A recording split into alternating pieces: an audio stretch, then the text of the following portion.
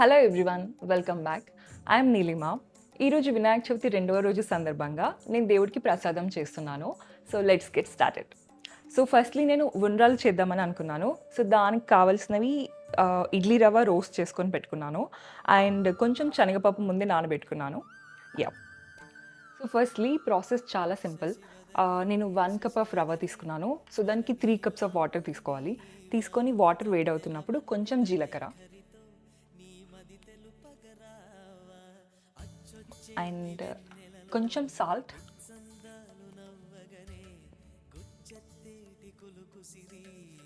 And ముందుగానే నానబెట్టుకున్న శనగపప్పు.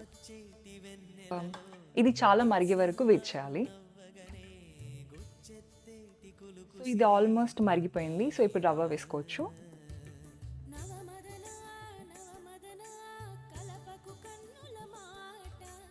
ఇది మంచిగా కుక్ అయిపోవాలి. నాది ఆల్మోస్ట్ అయిపోయింది.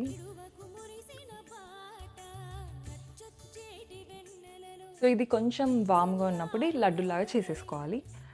ఇన్ కేస్ రాకపోతే కొంచెం ఆయిల్ అలా రాసుకోండి. ఆయిల్ అలా రాసుకోండి మీ చేతికి. వినాయక చవితి అనగానే గుర్తొచ్చేది నాకు స్కూల్ డేస్.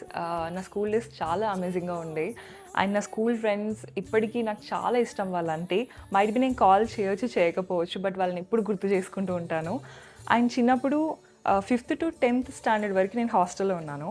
సో అప్పుడు ఆ స్కూల్లో ఎవ్రీ 9th స్టాండర్డ్ వాళ్ళకి వినాయకుని చేసి ఆపర్చునిటీ ఇస్తారు.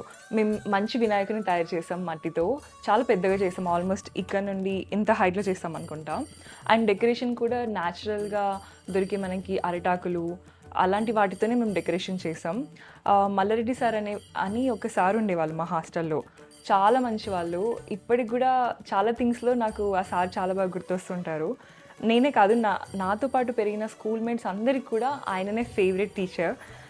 సో ఇలా చేసేసుకోవాలి. అంత స్మూత్ ఫినిషింగ్ ఏం రాలేదు, బట్ ఓకే, బాగానే వచ్చింది.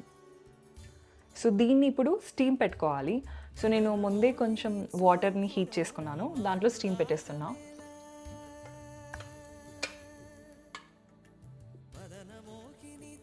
ఆల్మోస్ట్ అయిపోయింది, తీసేసుకోవచ్చు, సర్వ్ చేసుకోవచ్చు. Thank you so much for watching.